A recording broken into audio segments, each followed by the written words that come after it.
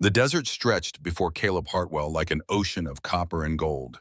Endless waves of sand broken only by scattered mesquite and the skeletal fingers of saguaro cacti reaching toward a merciless sun.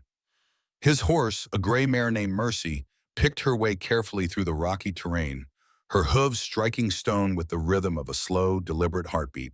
The afternoon heat pressed down like a physical weight, and Caleb could feel sweat tracing paths through the dust on his face, cutting channels that mirrored the dry arroyos scarring the land around him.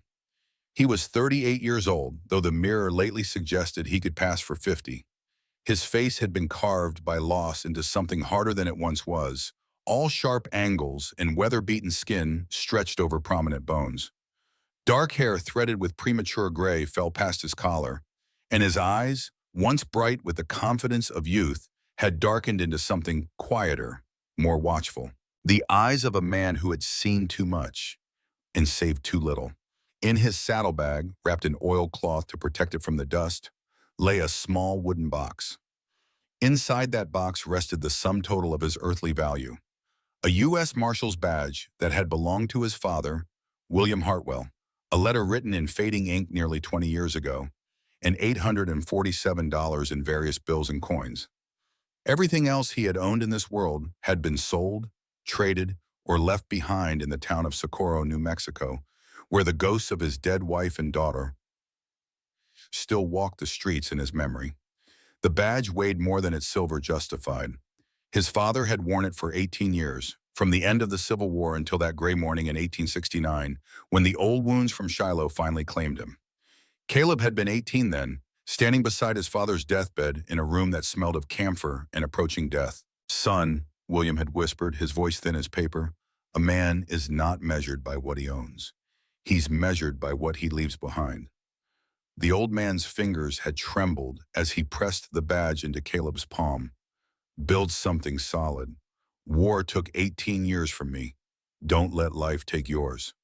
William Hartwell had died that same afternoon, never knowing that his son would spend the next 12 years wearing a different badge, serving as a deputy U.S. Marshal, walking the same dangerous roads his father had walked, never knowing that Caleb would lose everything that mattered anyway. Caleb shook his head, pushing the memories back into their locked rooms. The past was a graveyard, and he had buried enough there already. Ahead, just visible over the next rise, he could see the weathered wood of a rooftop catching the late afternoon sun. Redstone Ranch. His ranch now, purchased sight unseen through a telegram exchange with a man named Garrett Vance. 160 acres of Arizona territory hardpan for $800, leaving him $47 to rebuild a life.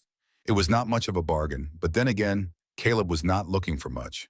Just a place to disappear. A place where the memories could not find him.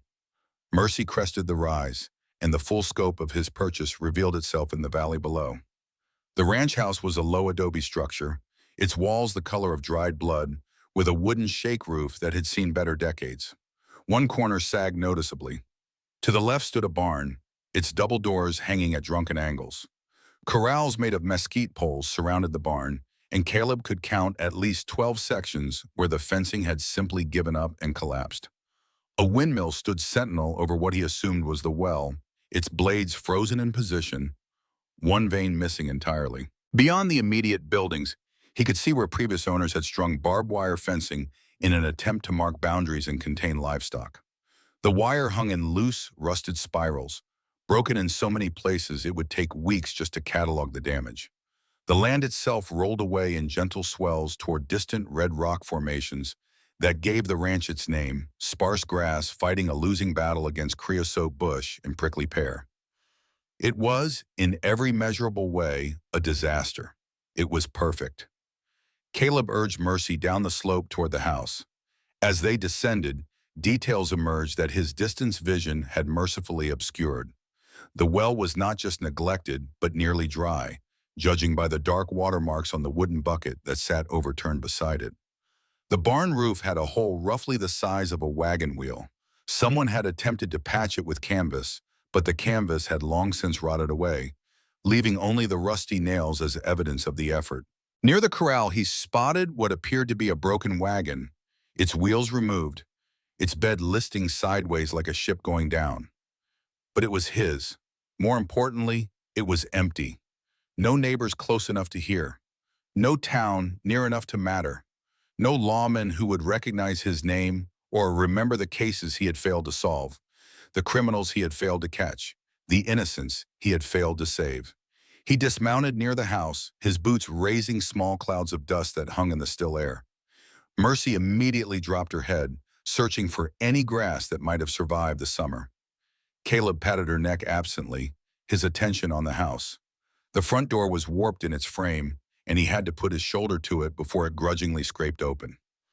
The interior was dark, the shutters closed against the heat, and it took several heartbeats for his eyes to adjust.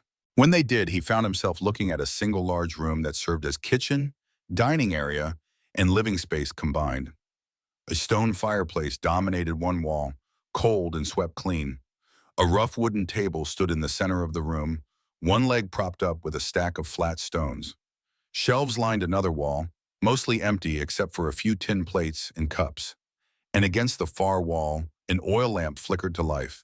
The flame grew, pushing back the shadows, and Caleb's hand dropped instinctively toward the Colt's single-action army revolver holstered on his right hip. His fingers touched the worn walnut grip, and he froze. Two figures stood beside the lamp, rising from where they had been sitting in the darkness. Two women, but calling them women seemed inadequate. They were enormous, both easily over 6 feet tall, with shoulders that would make most men look narrow by comparison. In the uncertain lamplight, their shadows stretched across the room like the shadows of giants. The one on the left was slightly taller, perhaps 6'1", with long black hair that hung straight down her back, bound with a leather cord. Her face was all strong angles, high cheekbones and a square jaw, with eyes that caught the lamplight and threw it back with an intensity that made Caleb's hand tighten on his gun. A thin scar ran from the corner of her mouth to her jawline, pale against her copper skin. She wore a simple cotton dress that had been mended many times, and beneath the fabric, Caleb could see the kind of muscle definition that came from years of hard physical labor. The woman on the right was slightly shorter, but no less imposing. Her hair was a deep auburn, unusual for someone with her features, tied back in a thick braid that fell over her shoulder. Where the first woman's face was all sharp edges, this one had a rounder quality, though no less strong.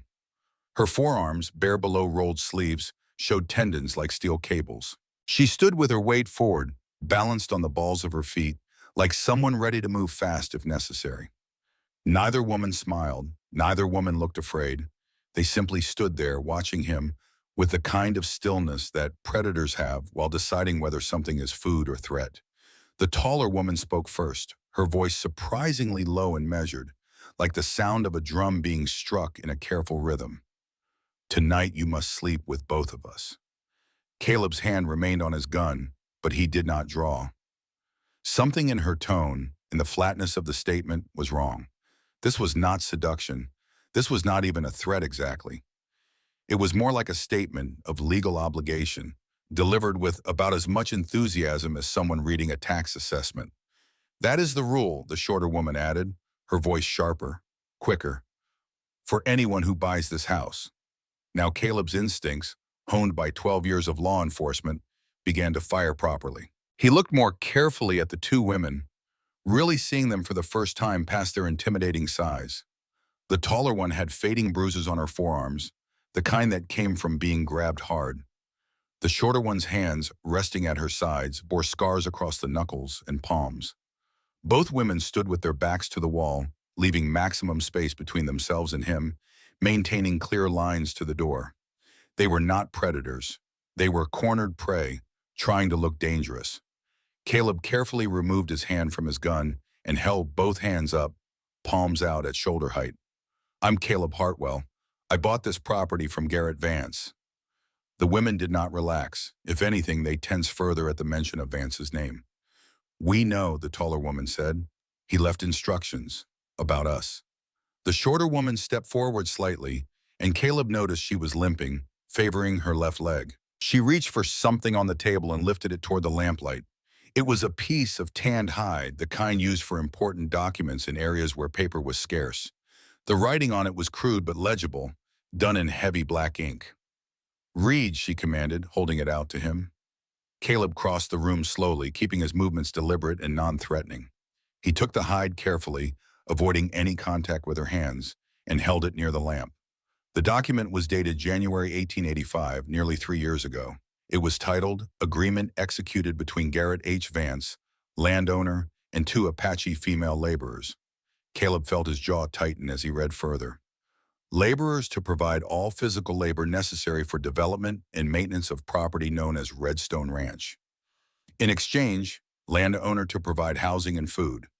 Laborers bound to property until debt of $1,200 is satisfied. Debt calculated at $65 per month for 18 months of labor owed. The writing continued in the same vein, dense legal language that added up to one simple fact. These two women had been treated as property that came with the land. At the bottom of the document was a notary seal, slightly smudged but apparently official, from someone named J.P. Morrison. Caleb read it twice, his anger building with each word. He had seen documents like this before, usually in the aftermath of the Civil War, when unscrupulous men found loopholes in the 13th Amendment that supposedly ended slavery, contract labor, indentured servitude, debt bondage, a dozen different names for the same ugly thing. He looked up at the two women who were watching him with expressions that mixed defiance and resignation in equal measure. "What are your names?" The taller woman blinked, surprised by the question. "Talasi," she said after a moment. "This is my sister, Kaya." "Talasi, Kaya." Caleb set the hide document down on the table with more force than necessary. "I'm going to tell you something, and I need you to believe me. This document is garbage. It's slavery with a fancy legal cover, and I don't follow Garrett Vance's rules." Kaya's eyes narrowed. Every white man says something different at first. Then they're all the same. "I'm not every white man." Caleb reached into his vest pocket slowly and pulled out the small wooden box. He opened it, revealing the silver badge inside. "I was a deputy U.S. Marshal for 12 years. I know the law. I know the 13th Amendment. I know the Territorial Contract Labor Act of 1864. And I know that every court in Arizona has held that you cannot transfer human beings as property assets, regardless of what some fake contract says." Talasi's expression did not change, but something flickered in her eyes. "You're a lawman." "Was. I quit." Caleb closed the box and returned it to his pocket. "But I still remember right from wrong. Nobody owns anybody in this house. If you want to leave right now, leave. If you want to stay, we'll figure out a fair arrangement. But that," he gestured at the hide document, "is worth less than the animal it's written on." The two sisters looked at each other, and Caleb saw a silent conversation happen in the space of a few heartbeats. Years of shared experience, shared suffering, being weighed against the words of a stranger. Finally, Kaya spoke, her voice softer than before, but no less intense. "Why should we believe you?" It was a fair question, and Caleb thought about it for a long moment before answering. "Because I've lost everything that mattered to me. My wife died 2 years ago. My daughter 6 months after that. I left my job because I stopped believing the law protected the right people. I came here with barely enough money to buy this wreck of a ranch because I wanted to disappear." He met their eyes steadily. "I'm not looking to own anyone or control anyone. I'm just looking for a chance to build something decent before I die. If you two want the same thing, maybe we can help each other. If not, I'll pack up Mercy and sleep in the barn tonight, and tomorrow you can decide what you want to do." Silence filled the room, broken only by the soft hiss of the oil lamp and the distant cry of a hawk somewhere in the evening sky. Talasi was the first to move. She walked past Caleb to the door, her footsteps surprisingly light for someone so large, and pushed it open. The last rays of sunset spilled into the room, turning the adobe walls the color of blood and honey. "We need to think," she said without turning around. "And you need to hear our story, all of it. Then you can decide if you still want us here. And we'll decide if we want to stay," Kaya added, limping over to stand beside her sister. Caleb nodded.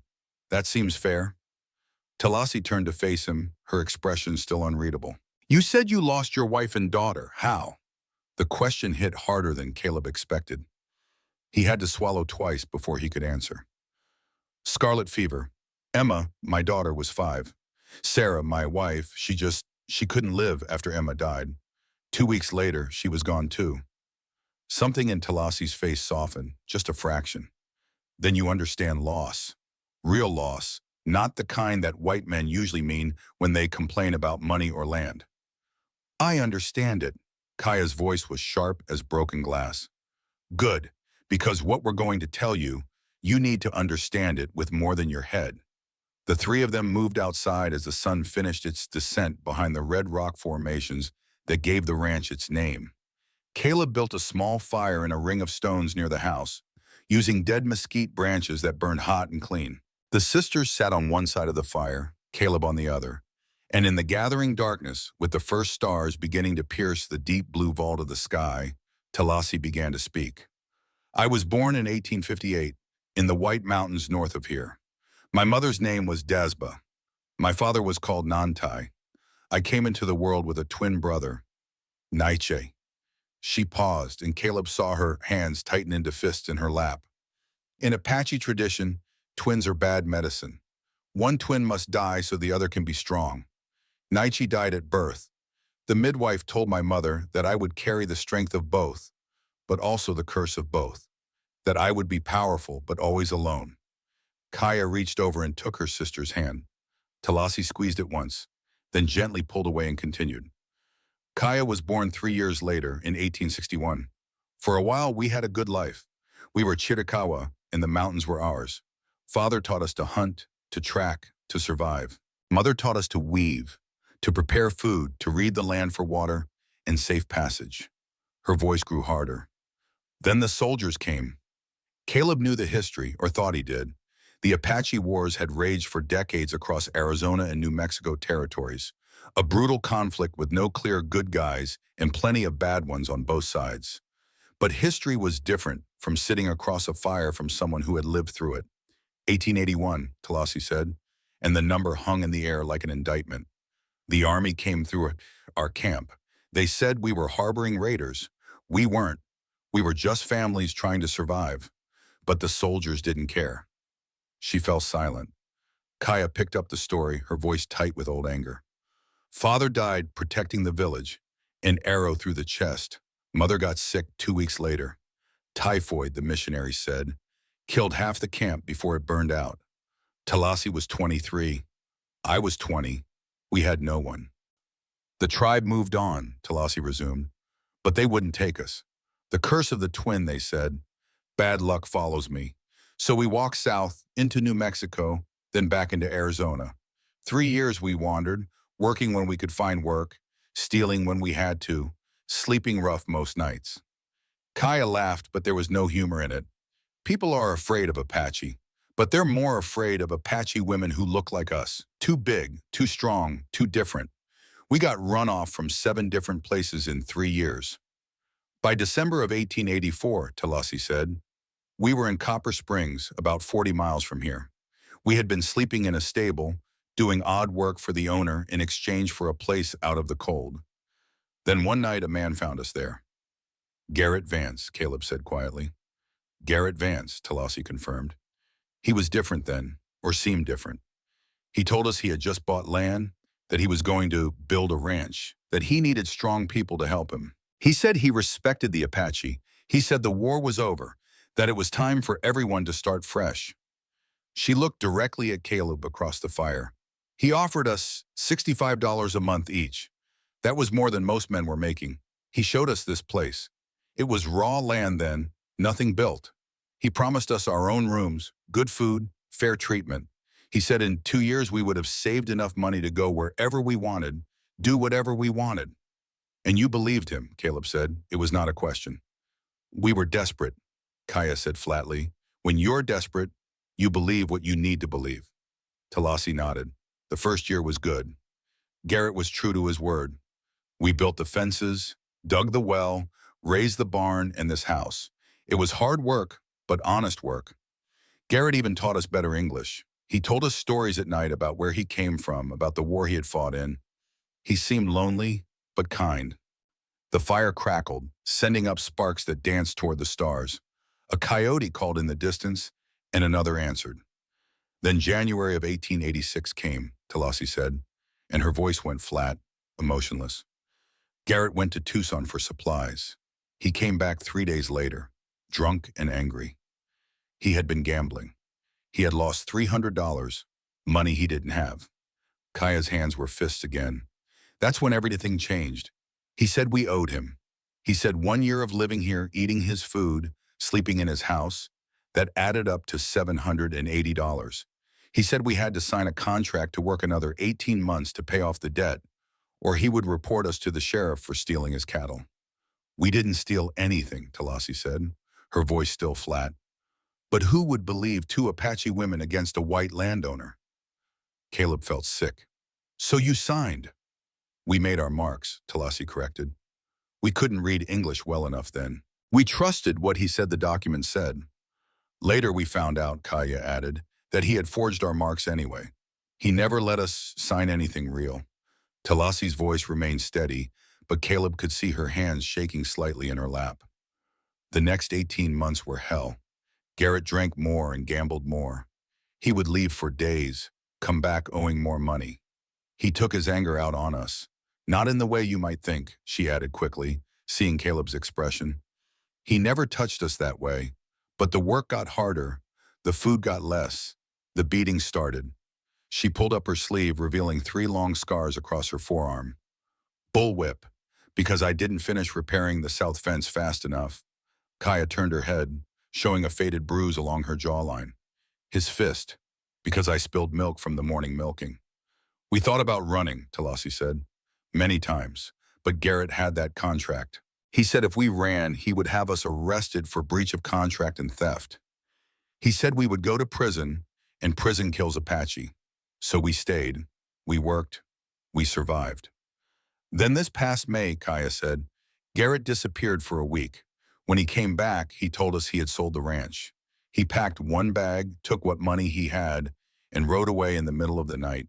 He left that document on the table. He left a note that said, the new owner will know what to do with you. The 3 of them sat in silence for a long time after that. The fire burned down to coals, and the temperature dropped as the desert gave up the day's heat to the infinite cold of space above. Finally, Caleb spoke. The notary seal on that document, J.P. Morrison. Do you know him? He's dead, Kaya said. Fell off his horse 3 weeks ago.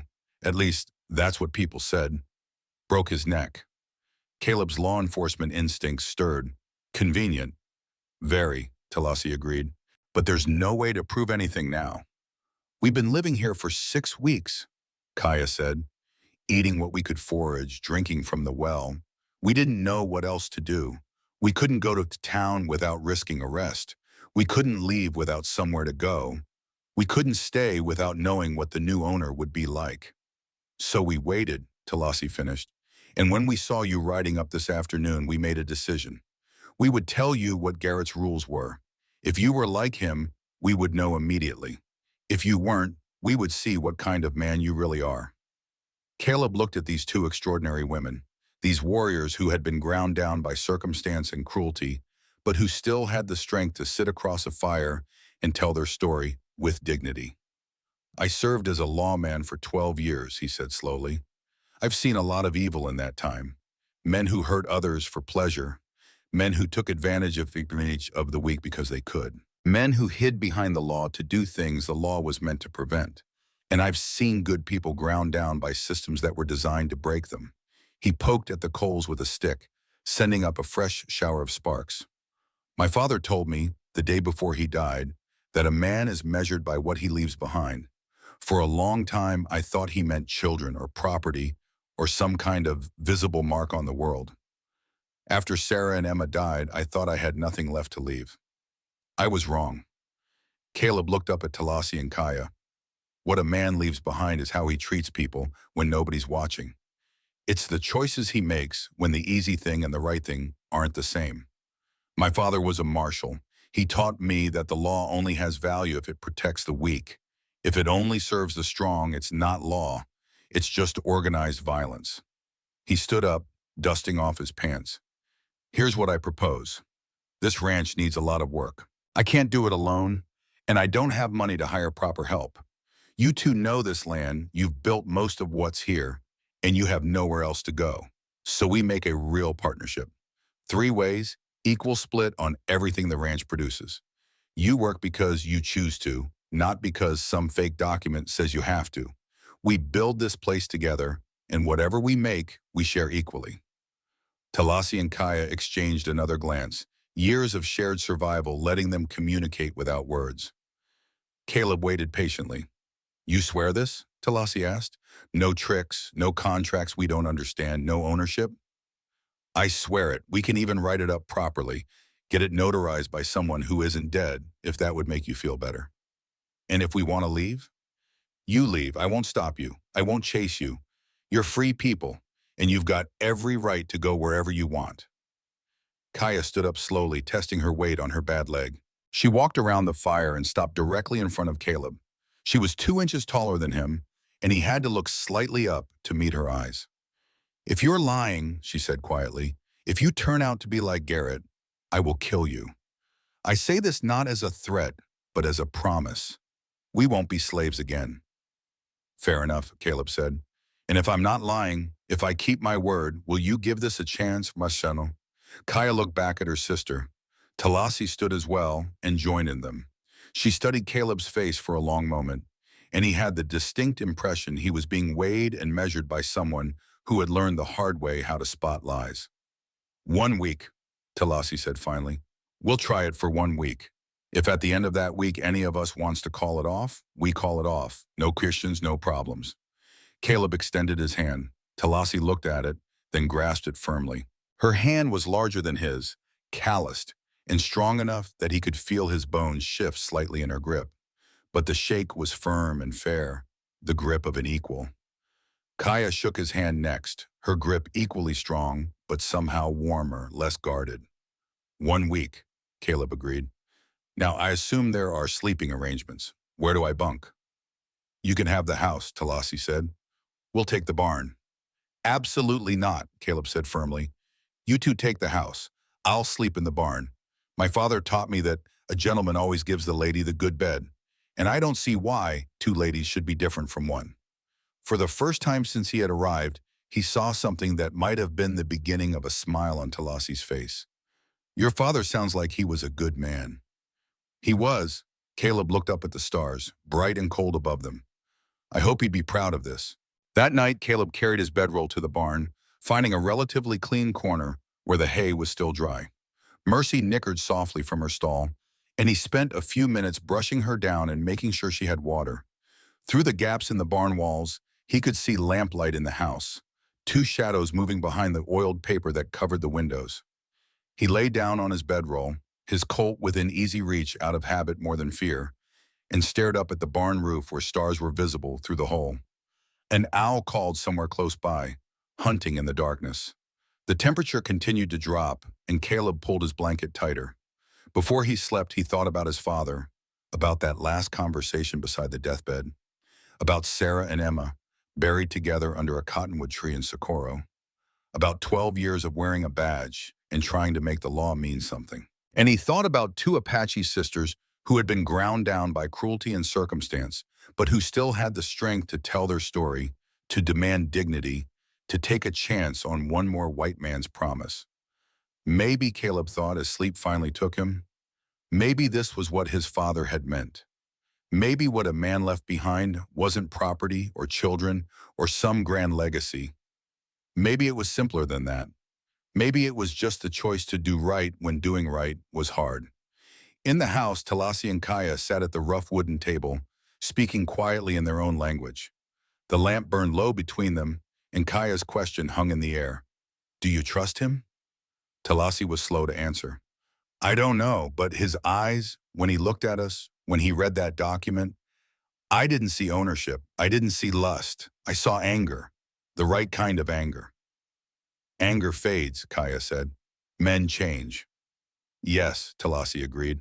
But we've been changing too, haven't we? Into something hard and mean and scared.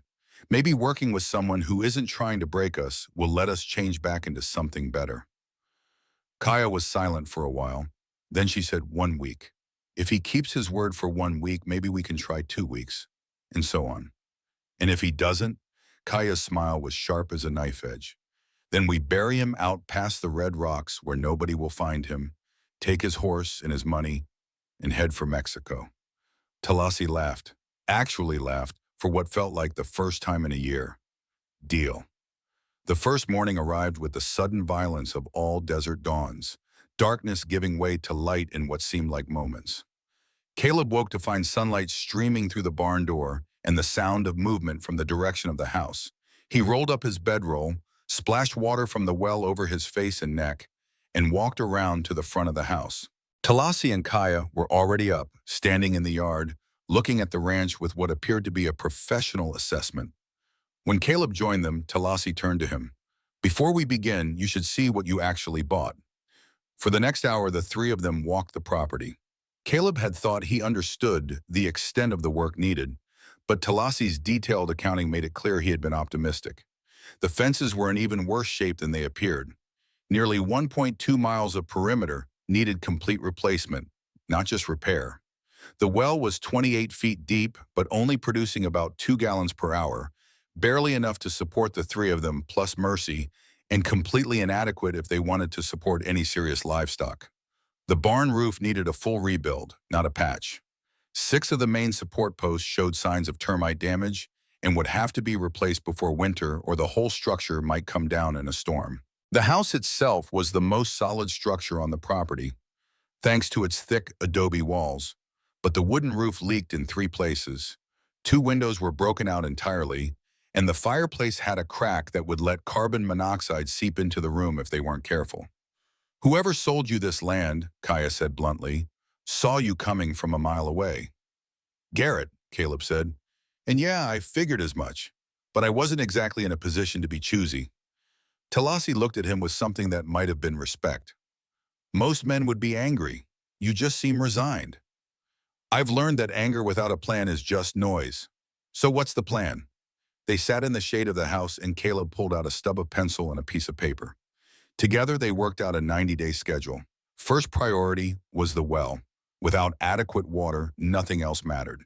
Second was the fences, at least enough to keep any animals they might acquire from wandering off.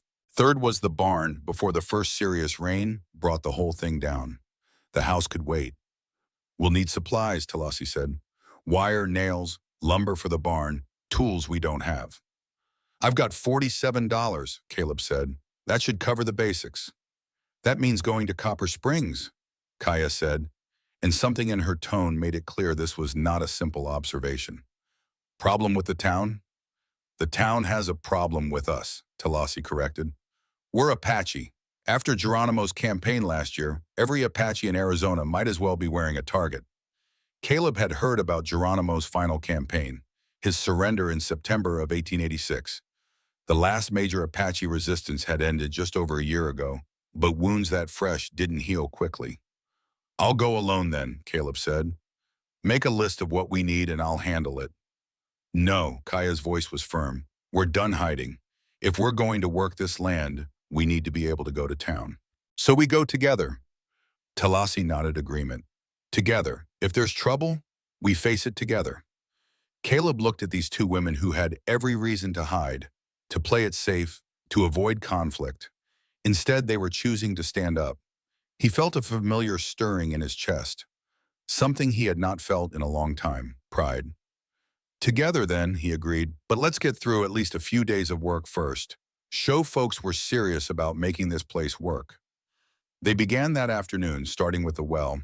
The principle was simple but brutally hard. Someone had to go down into the well shaft, dig out another 10 feet of earth and rock, while 2 others hauled the debris up in buckets using a pulley system. The work was dangerous. The shaft could collapse. Poisonous gases could accumulate at depth. Even without catastrophe, it was simply exhausting work. Talasi volunteered to go down first. Caleb objected. "You're too big. If something goes wrong down there, if the shaft starts to cave, you won't be able to maneuver." Kaya's smaller, more agile. Kaya shook her head. "My leg's still weak from where Garrett kicked me last month. I'm not as steady as I should be." "Then I'll go," Caleb said. "You're the one with the money," Talasi pointed out. "If something happens to you, what do Kaya and I do? We can't buy supplies. We probably can't even keep the land." It was a fair point. "So what do we do?" "We take turns," Kaya suggested. "Short shifts, maybe 2 hours each. That way nobody gets too exhausted, and if someone gets in trouble, two fresh people are up top to help. They agreed on that plan. Kaya went first, since her smaller size would make the initial deepening easier.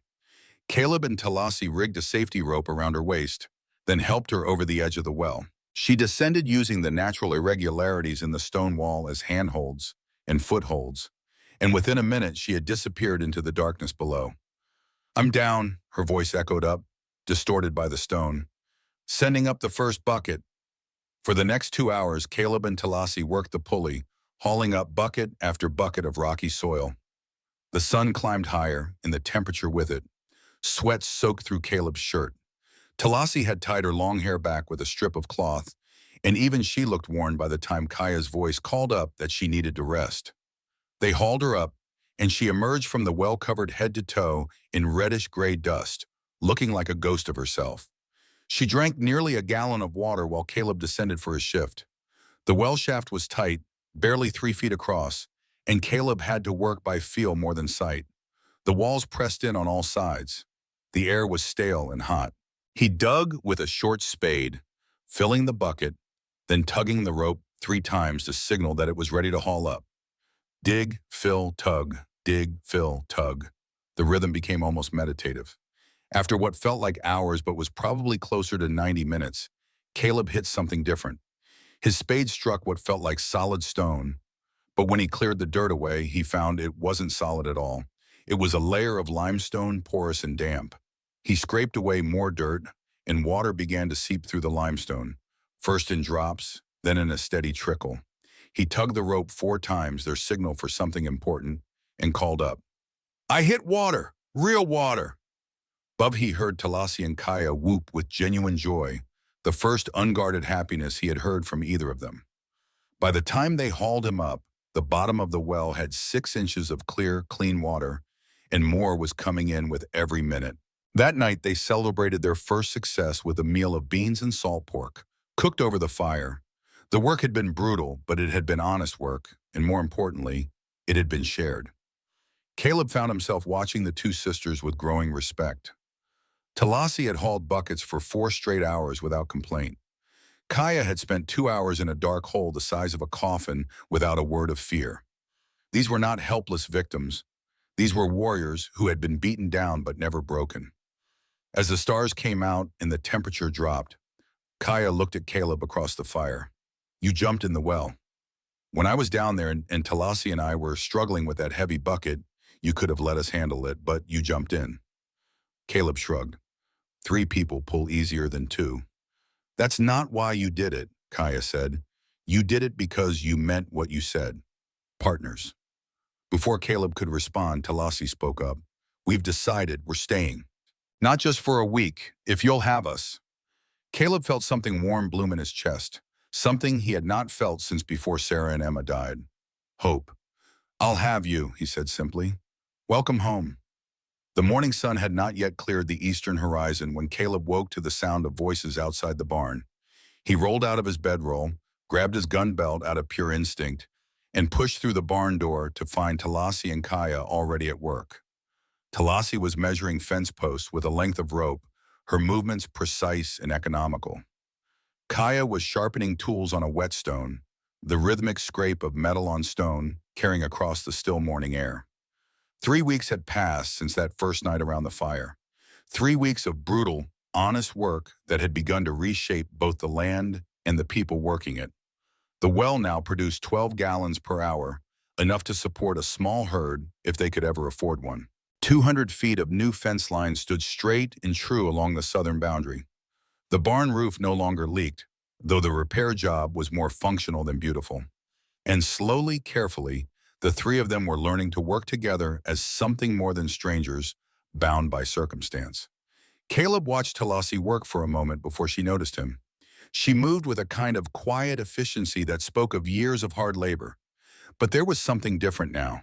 She no longer moved like someone expecting a blow. Her shoulders were still cautious, still guarded, but not quite as hunched.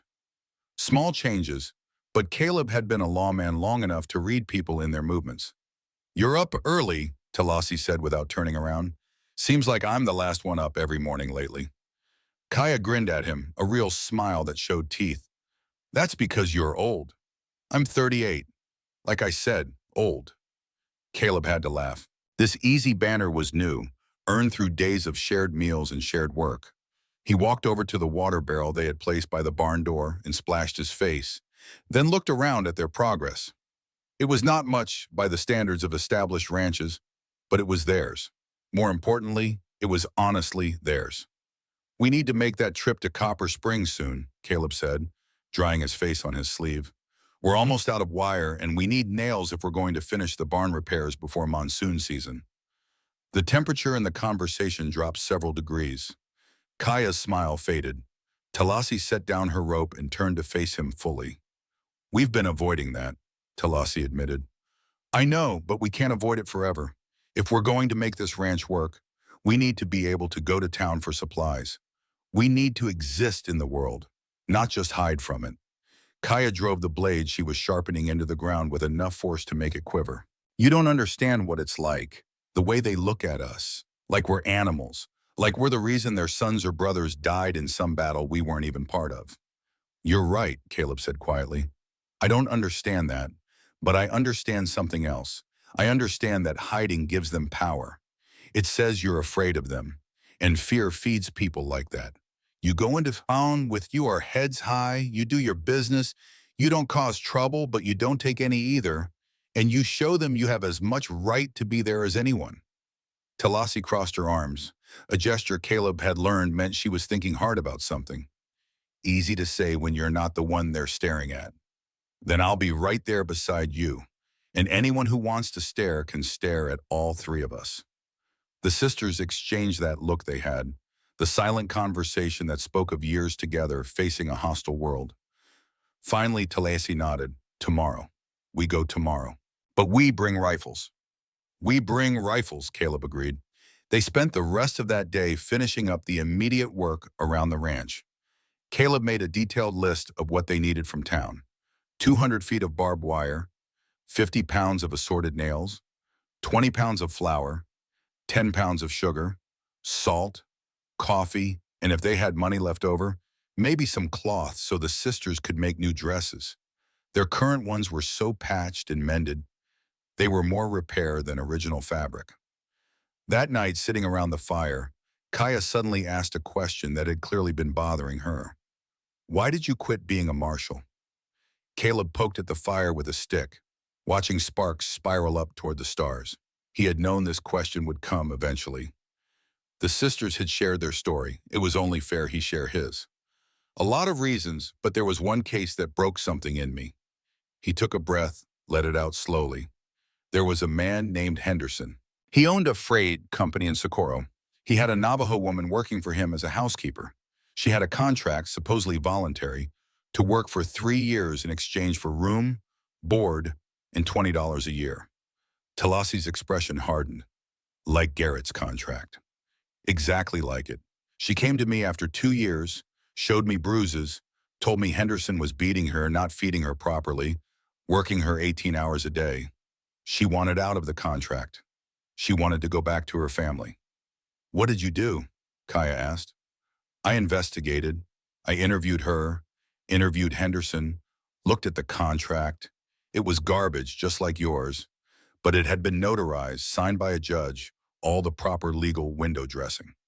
So I arrested Henderson for assault and contract fraud. He paused, remembering the feeling of putting those handcuffs on Henderson's wrists, the satisfaction of seeing a guilty man face justice. Then what happened? Talasi prompted. The judge threw it out, said the contract was legal under territorial law, said the woman's testimony wasn't reliable because she was, and I quote, an ignorant savage who probably didn't understand what she was agreeing to. Gave Henderson a $50 fine for simple assault, which his lawyer paid on the spot, and sent the woman back to work for him. Caleb's hands were fists now, the old anger rising. She ran away 2 weeks later. They found her body in an arroyo 3 months after that. Exposure, the coroner said. But I knew. She ran because going back to Henderson was a death sentence. And the law I had sworn to uphold, killed her just as surely as if the judge had pulled a trigger. The silence that followed was heavy and complete. Even the coyotes seemed to have stopped their evening songs. I wore the badge another 6 months, Caleb continued, kept telling myself I could make a difference, that not every case would be like that one. But it ate at me. Every time I put on that badge, I felt like a fraud, like I was pretending to serve justice while really just serving a system designed to keep certain people in power and everyone else in their place. He looked at the two sisters.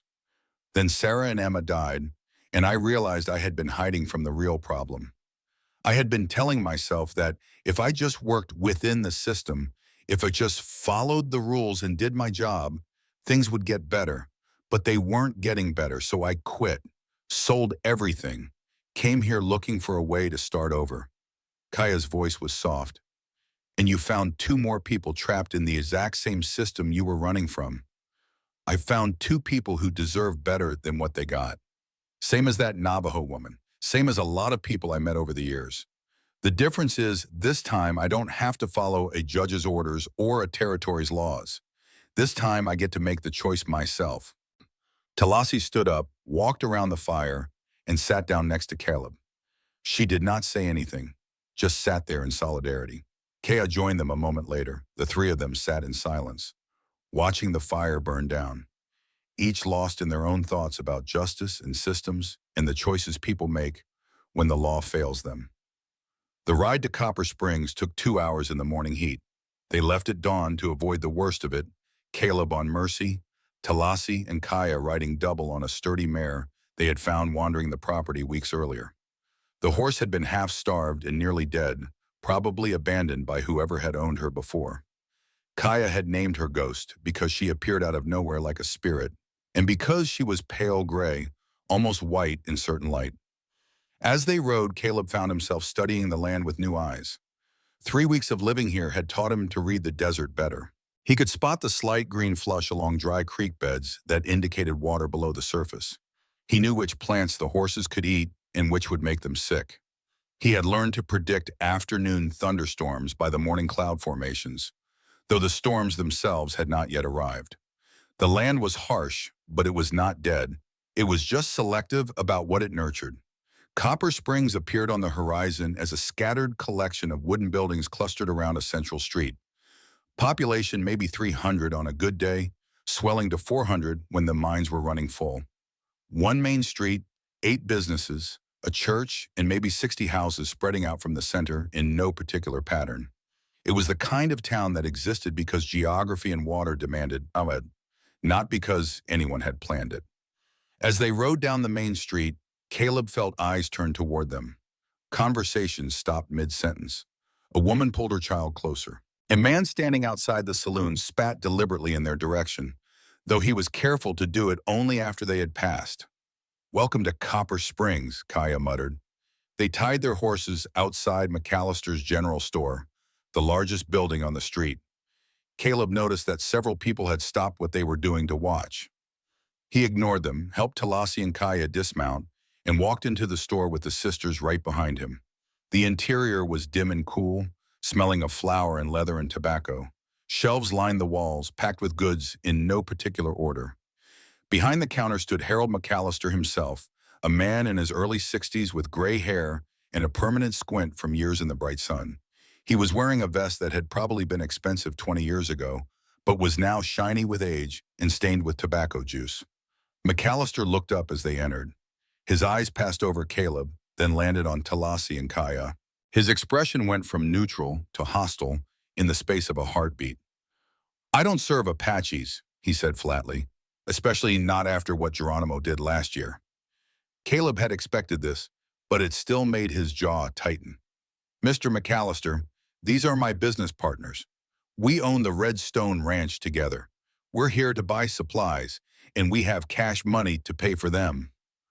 "I don't care if you've got gold bars. I said I don't serve Apaches." Talasi's hand moved toward her rifle, but Caleb shook his head slightly. Violence would only confirm everything the town believed about Apache. He pulled out his list and set it on the counter, along with $30 in bills. "That's my list. That's my money. You can fill the order and take the money, or I can ride 40 miles to Tucson and give them my business instead. Your choice." McAllister stared at the money. Caleb could see the calculation happening behind the man's eyes. $30 was $30, and general stores in small towns ran on thin margins. Principal was expensive when you had bills to pay. Fine, McAllister said after a long moment, but they wait outside. They stay right here, Caleb said firmly. They're my partners. They have as much right to be in this stores as I do. For a moment, Caleb thought McAllister might throw them all out. Then the older man grunted, grabbed the list, and started pulling items from the shelves. He worked in angry silence, slamming things down on the counter hard enough to make them bounce. When he was done, he counted the money twice, as if hoping to find an excuse to reject it. "You're $3 short," he said with something like satisfaction. Caleb looked at the pile of goods. "Your prices went up since last month?" "Supply and demand. Everything's more expensive now." It was a lie, and they both knew it, but Caleb also knew that fighting over $3 would accomplish nothing. He pulled out 3 more bills and laid them on the counter. "There, we square now?" McAllister took the money and made it disappear into a cash box under the counter. "For now, but don't expect any credit. Cash only, every time, and I reserve the right to refuse service to anyone." Noted. Caleb gathered up the supplies, handing the lighter items to Kaya and Talasi. They walked out of the store in silence, loaded everything onto their horses, and were preparing to mount when a voice called out, "Hartwell? Caleb Hartwell?" Caleb turned to see a man walking toward them from the direction of the sheriff's office. He was in his early 50s, wearing a sheriff's badge, with the kind of weathered face that came from decades of outdoor work. It took Caleb a moment to place him, and then it clicked. "Tom Clayton?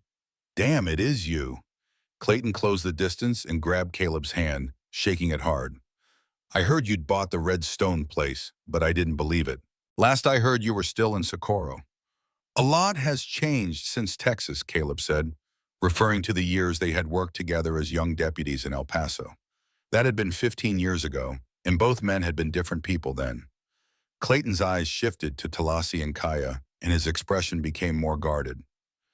"I see you've got company." "Partners, actually. Talasi and Kaya, meet Sheriff Tom Clayton. Tom and I worked together a long time ago." Clayton nodded politely, but did not offer to shake hands. Ma'am, you ladies are Apache?" "Chiricahua," Talasi said evenly. "Huh."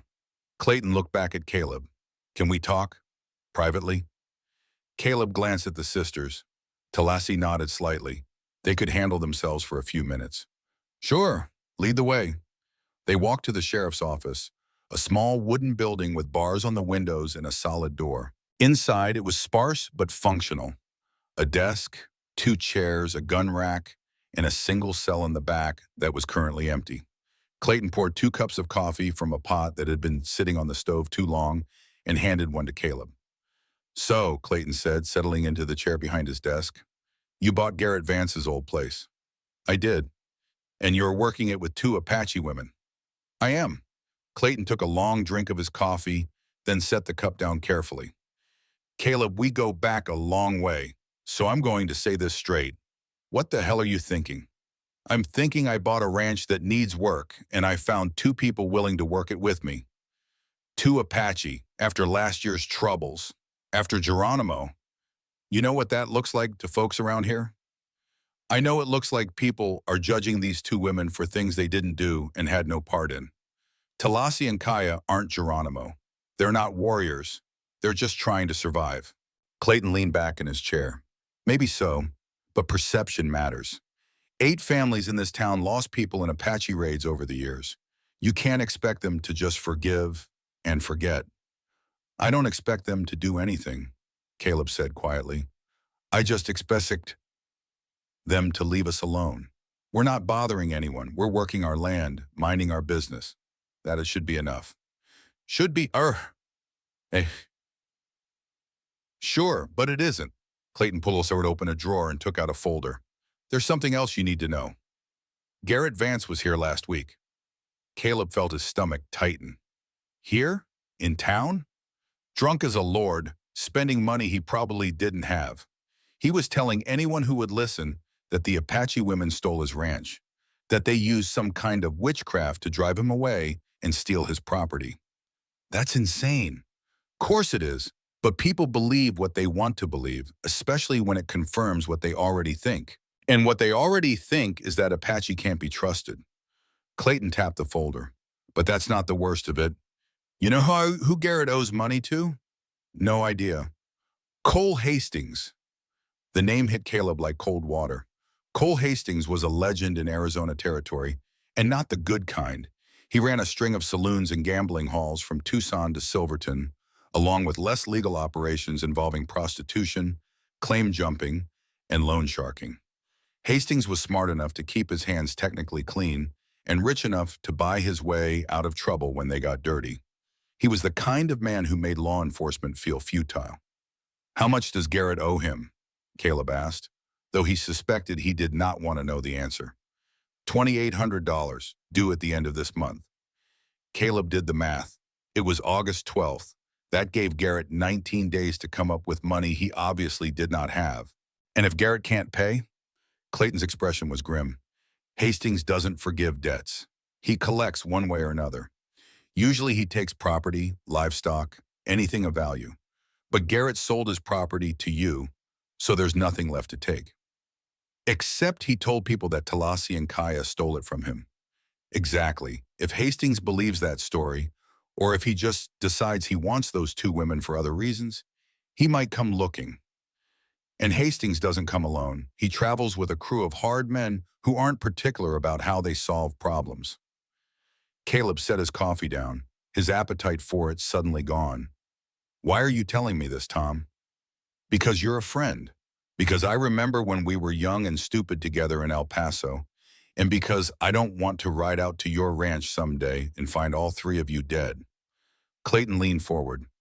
Caleb, if Hastings comes for you, I can't help. He's got connections in Tucson, maybe even up to the territorial governor. He's untouchable. The best I can do is write a nice report after the fact.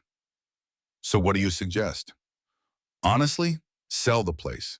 Take whatever you can get, give those two women some money to disappear, and start over somewhere else. Somewhere Hastings won't look for you. Caleb stood up, his chair scraping loudly against the wooden floor.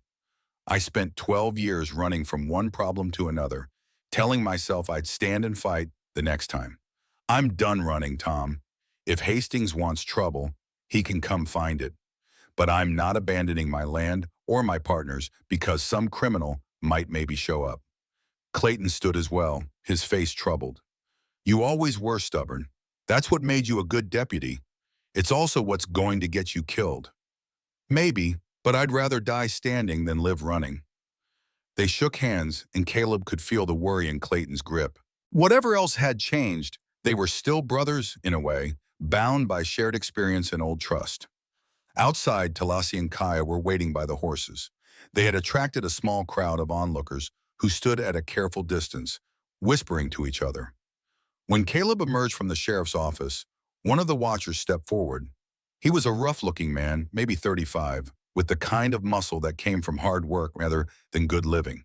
His clothes marked him as a ranch hand, and the colt on his hip was worn from use rather than show.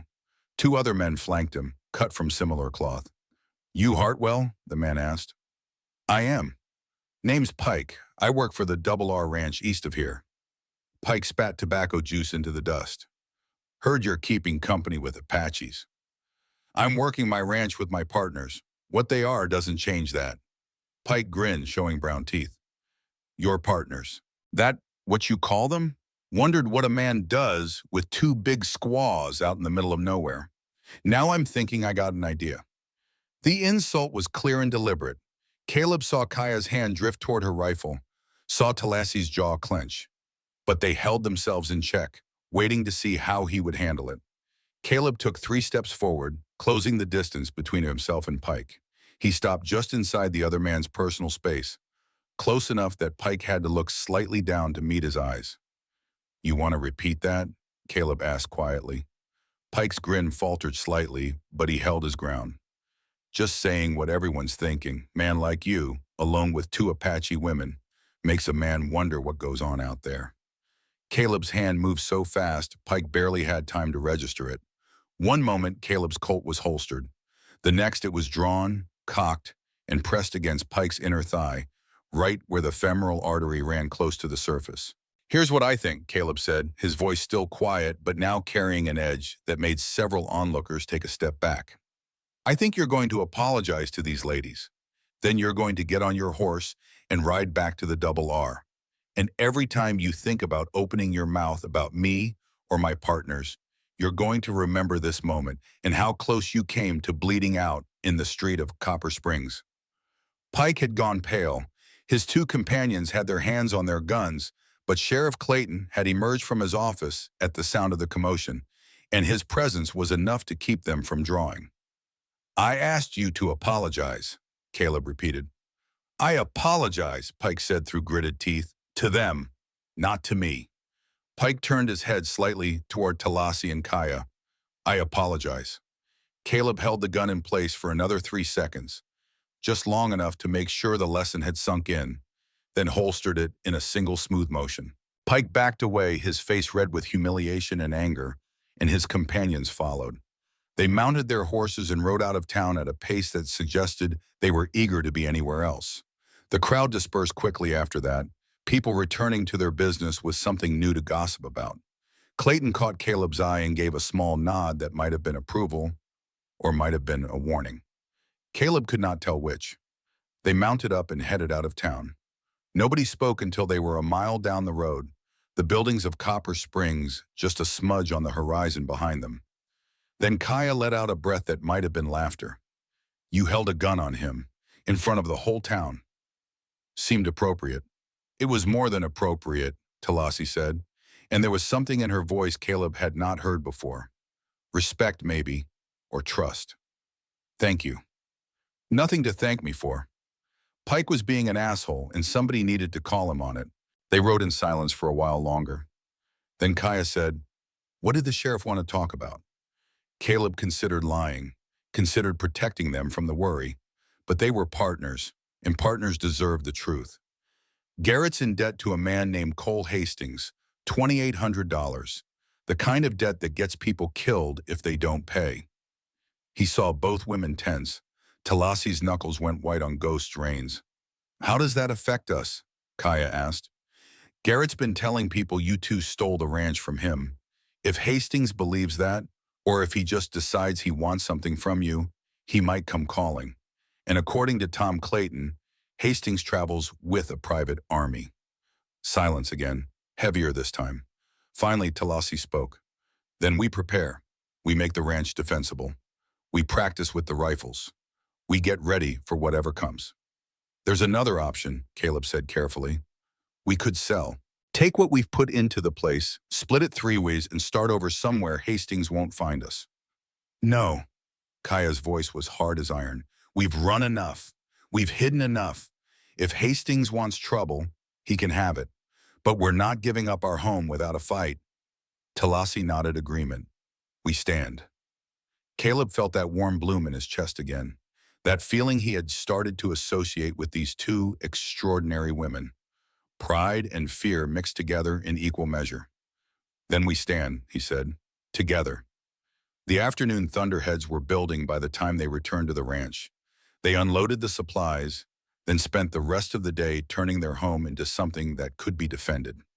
Caleb taught them the basics he had learned as a deputy: fields of fire, defensive positions, how to create obstacles that would slow attackers without being obvious about it.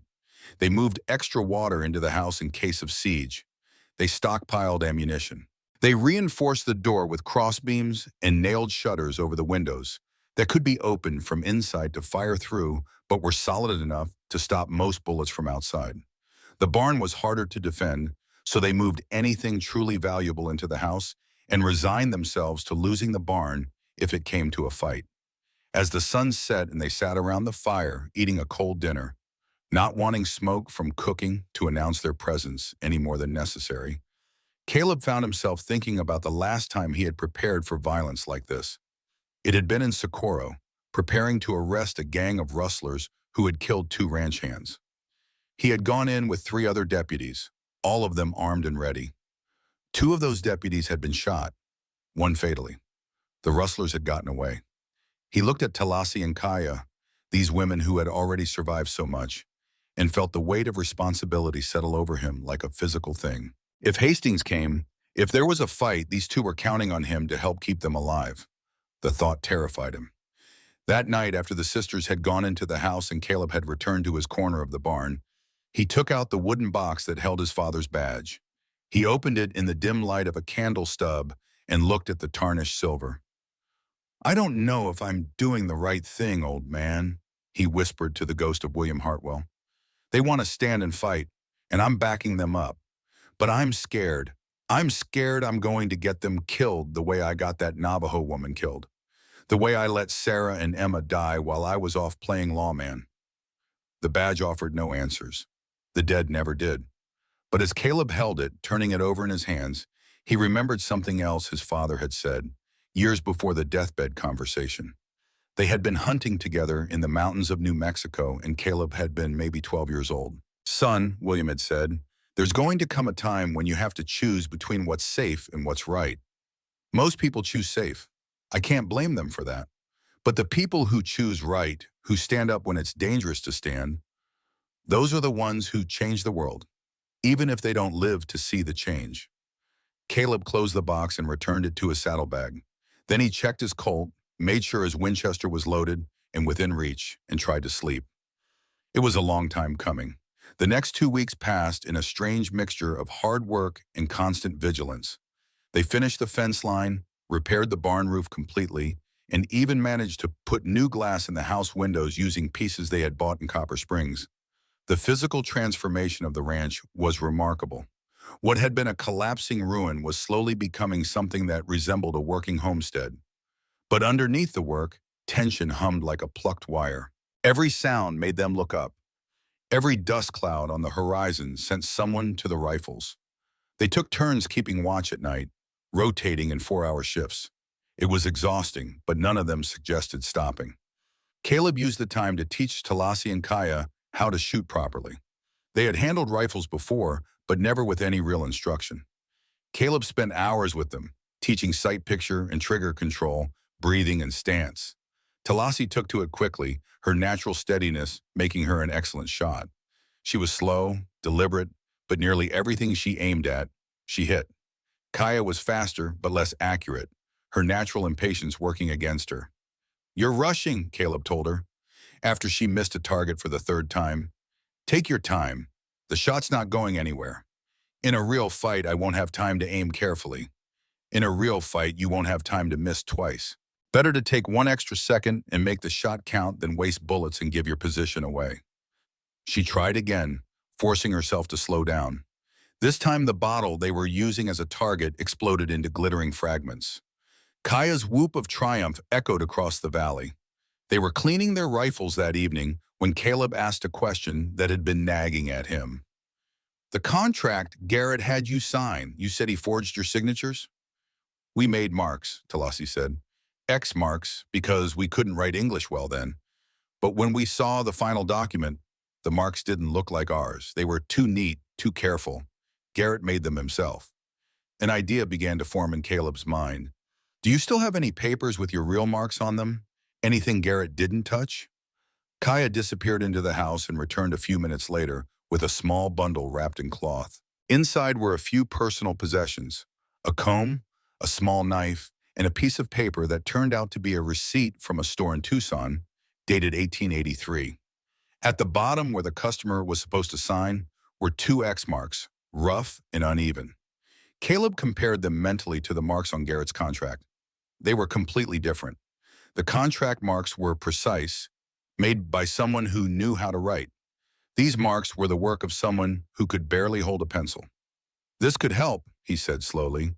"If we can prove those signatures were forged, the contract's invalid.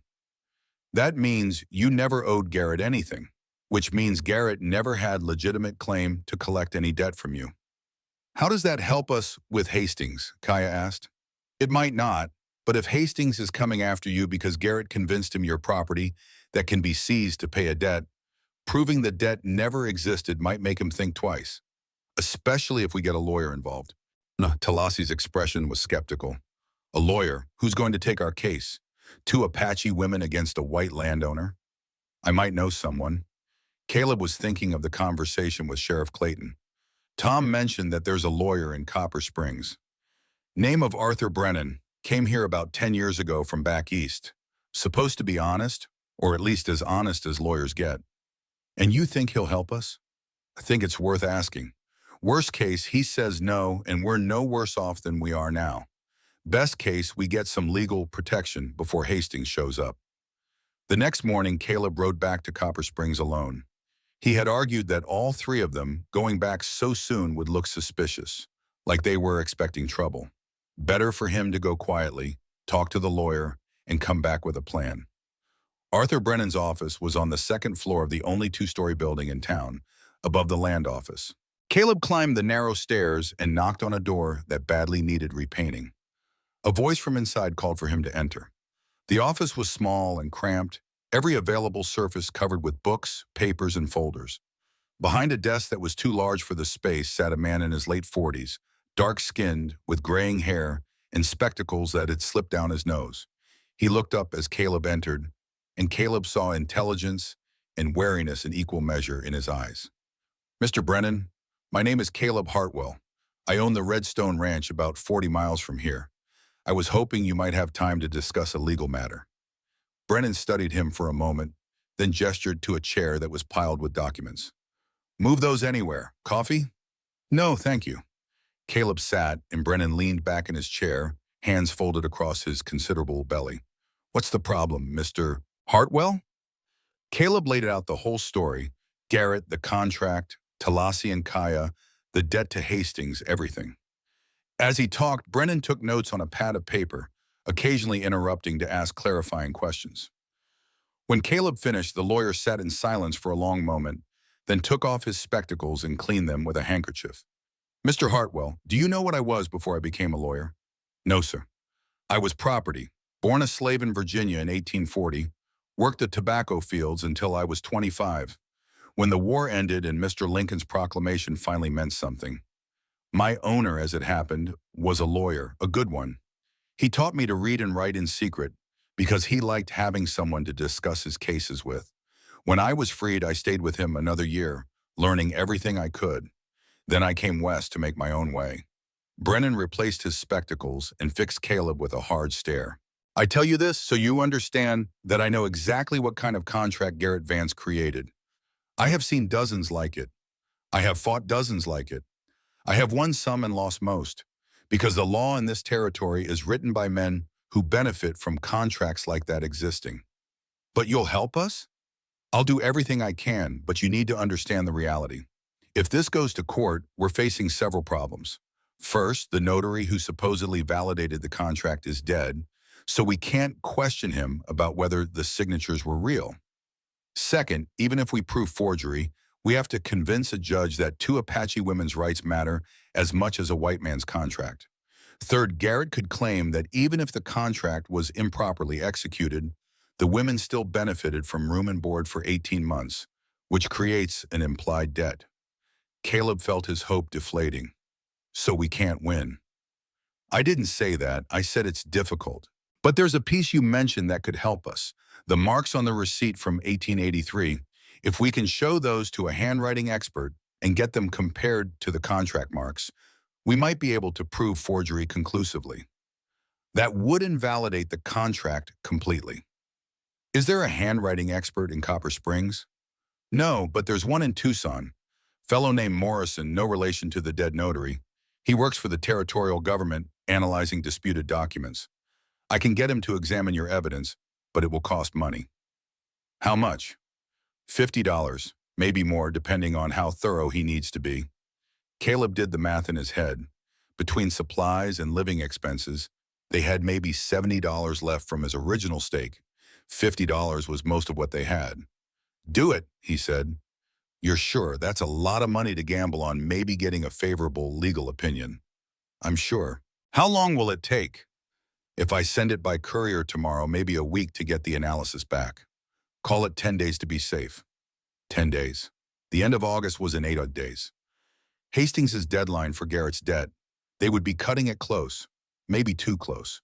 "Get it started," Caleb said. "I'll have the receipt and the contract to you by tomorrow." That night, he explained the situation to Talasi and Kaya. They listened without interruption, and when he finished, Talasi simply nodded.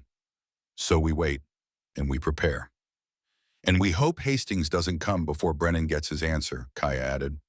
And we hope, Caleb agreed. The waiting was harder than the work had ever been. That night, none of them slept well.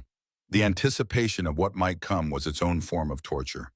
The sun was a merciless white disk in the sky when they came.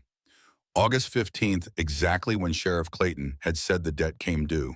Caleb was mending fence on the eastern boundary when he heard Mercy whinny from the barn, that particular sound horses make when they sense other horses approaching. His hand went to the Winchester leaning against the fence post, and he turned to scan the horizon. Dust. A lot of it, rising like a brown curtain against the blue sky. Too much dust for one or two riders. He counted the seconds, estimating distance and speed, then started running toward the house. Talasi saw him coming and met him halfway, her own rifle already in hand. How many? Can't tell yet. More than 5, less than 20, coming from the south. They ran together to the house. Kaya was already at the window they had reinforced, peering through the narrow gap between the shutters. 12 riders. No, 13. One's trailing behind the others. Caleb joined her at the window. The riders were close enough now that he could make out details. They rode in a loose formation, the kind of casual confidence that came from knowing you had the numbers advantage. At the head rode a man on a black stallion, wearing a dark vest over a white shirt despite the heat. Even at this distance, Caleb could sense authority in the way he sat his horse. That'll be Hastings, he said quietly.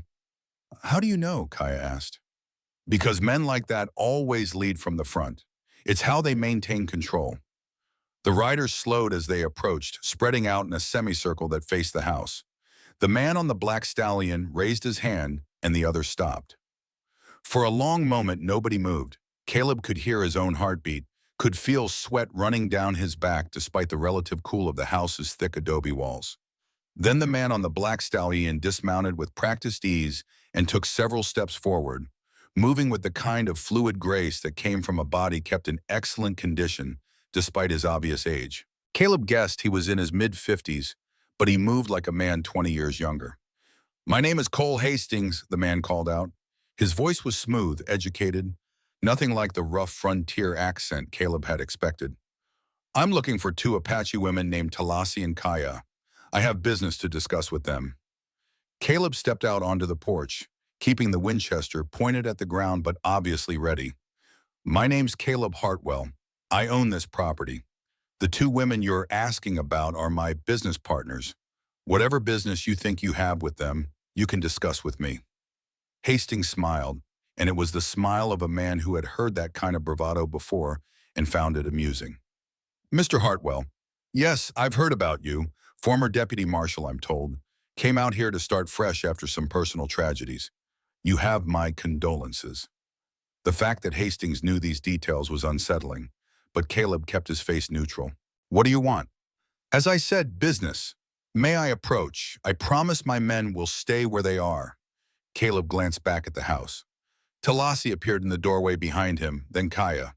Both had their rifles, and both looked ready to use them. Hastings noticed and gave a small nod of what might have been respect. Impressive. Not many women I know would stand their ground against these odds. Very well. We'll conduct our business here.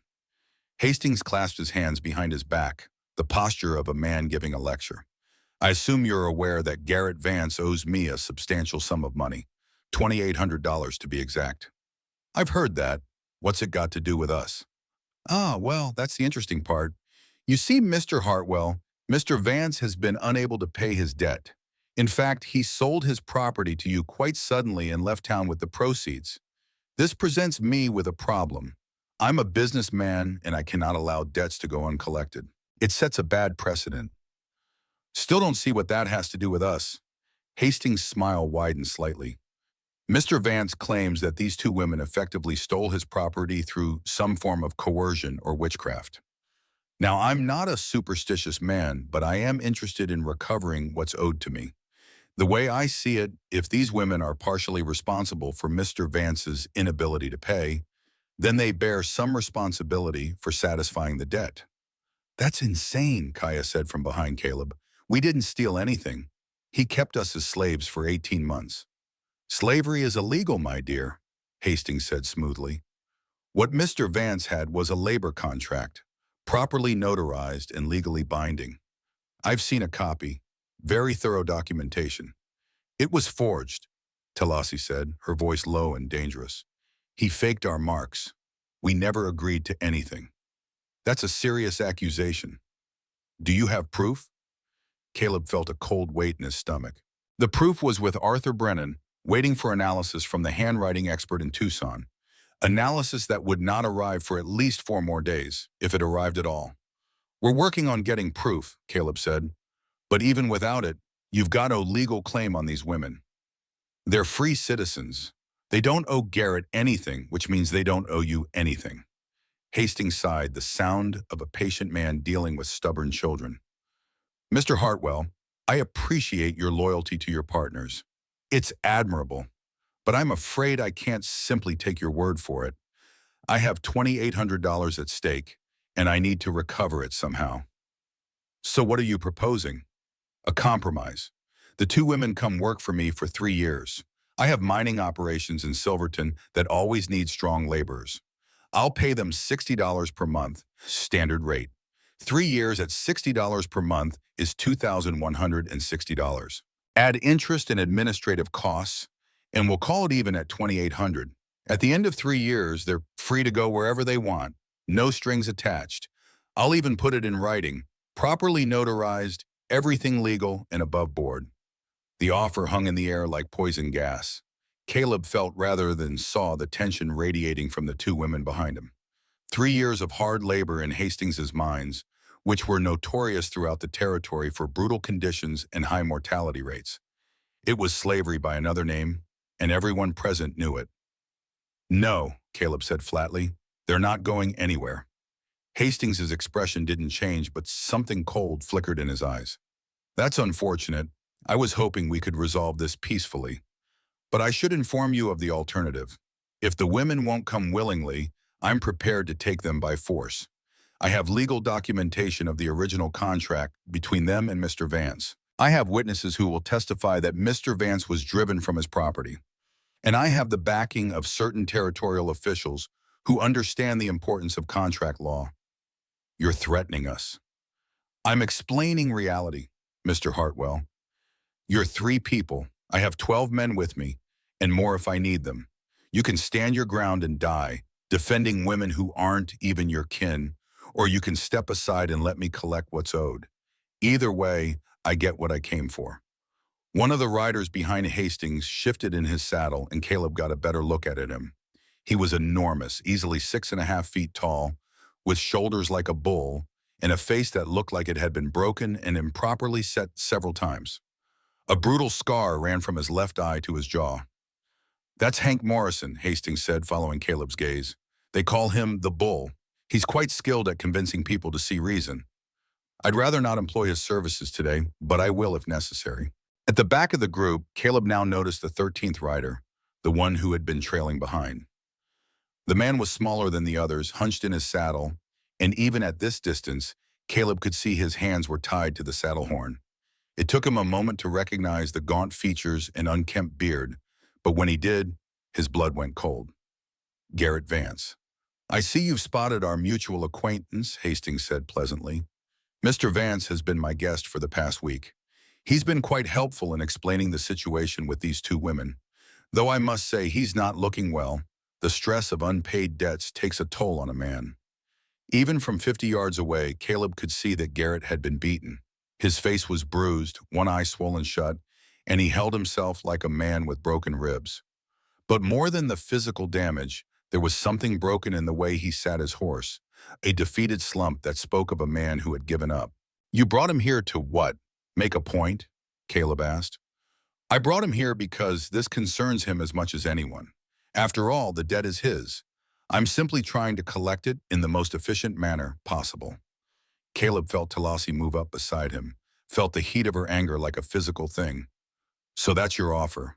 We go with you for 3 years, or you take us by force. In essence, yes, though I prefer to think of it as an opportunity. You'll be fed, housed, and paid.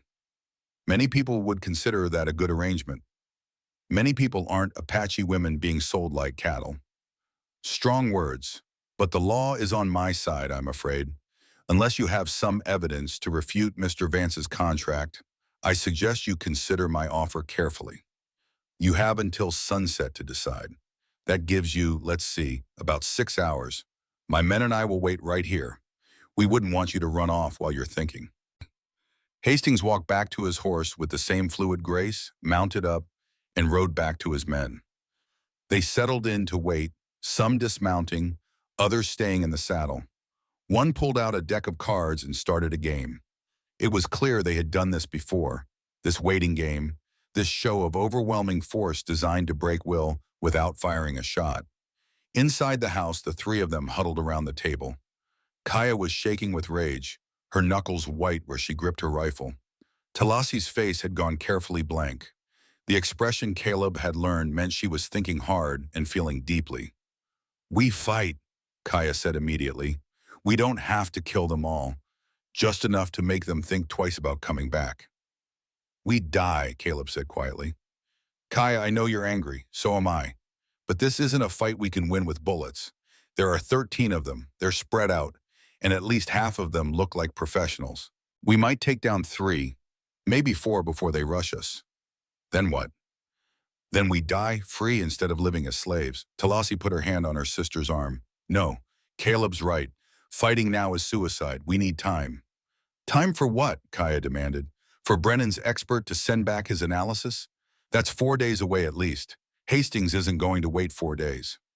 "Then we stall," Caleb said. "We drag this out, make it difficult, use every hour we can to figure out something else." "Like what?" "I don't know yet.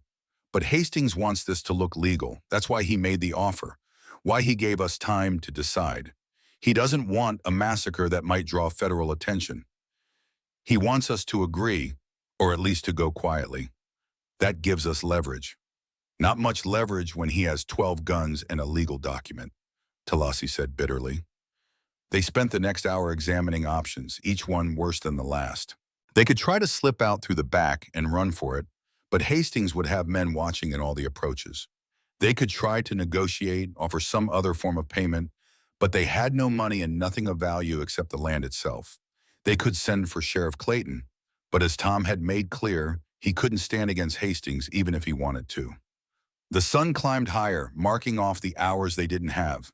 Through the window, Caleb could see Hastings' men settling in, some sitting in the shade of their horses, others standing watch. It was professional, patient, and deeply intimidating.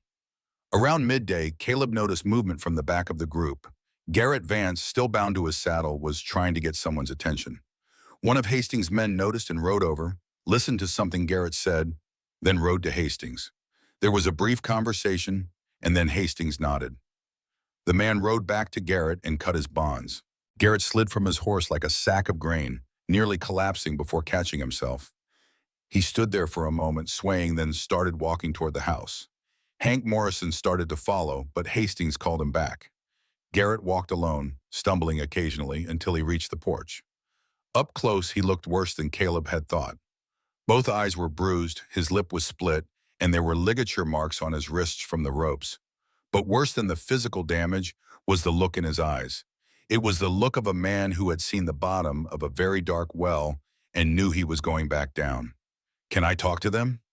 Garrett's voice was hoarse, like he had been screaming or had gone too long without water. "To Talasi and Kaya, please." Caleb looked back into the house. Talasi and Kaya had both heard. Kaya's face was hard as stone, but Talasi nodded slightly. Caleb stepped aside and Garrett climbed the porch steps with obvious pain, holding his ribs. Inside, Garrett stood just past the doorway, not coming any further without permission. He looked at the 2 women he had once owned, or tried to own, and something in his face crumbled. "I'm sorry," he said, and his voice broke on the words. "I'm so damn sorry for what I did to you. Both of you. You deserve better. You deserve the man I was when we first met, not the drunk, gambling wreck I became." "Your apology doesn't change anything," Kaya said coldly. I know it doesn't. But I needed you to hear it before. Before what?" Talassi asked. Garrett's hands were shaking. Hastings is going to kill me. Tonight, tomorrow, doesn't matter when. He's done with me. The only reason I'm still alive is he thought I might be useful in convincing you to go with him. Once you do, or once he takes you by force, I'm dead. Why are you telling us this? Caleb asked. Because I want to do one thing right before I die. One thing that might balance the scale, just a little. Garrett looked at Talassi. The contract I made you sign was fake. You know that. But there's something you don't know. The notary who sealed it, J.P. Morrison, I paid him $200 to forge the seal, and then I killed him. Made it look like he fell from his horse, but I hit him with a rock first, cracked his skull. He would have told people eventually, would have ruined everything, so I killed him. The room went silent. Even Kaya seemed shocked by this casual confession of murder. Why would you tell us that? Talassi finally asked. Because it means the contract is completely worthless. A forged signature and a murdered notary. Any court would throw it out. And because I want you to know that I'm not just sorry, I'm broken by what I did. I thought I could build something here, make a life after losing Mary and the kids. Instead, I destroyed everything I touched, including you. Garrett swayed slightly, steadying himself against the doorframe. But there's something else, something more important. 3 nights ago, before Hastings found me, I wrote down everything, every detail. How I forged your marks on the contract, how much I paid Morrison, how I killed him, and where I buried the rock I used.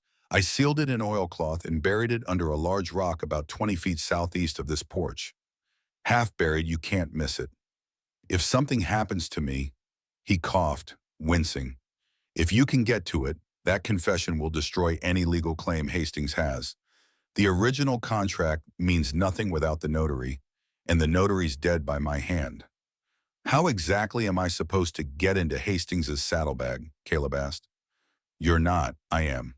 Garrett pulled something from his boot, a short knife with a blade maybe 3 inches long. I'm going to walk back out there. I'm going to act like you refuse to negotiate, and then I'm going to try to kill Hastings. I won't succeed. The bull or one of the others will shoot me before I get close. But in the confusion, if you're watching, you might see where I drop this knife, and you might be able to use that confusion to create more confusion. Maybe enough that you can get away, or at least get to that saddlebag. That's suicide, Caleb said. I'm dead anyway. At least this way it means something. Garrett looked at the 2 sisters one more time. I can't fix what I broke. I can't give you back 18 months of hell. But I can give you this, a chance. Maybe that's worth something. Before anyone could respond, Garrett turned and walked back out onto the porch. He stumbled down the steps, nearly fell, caught himself.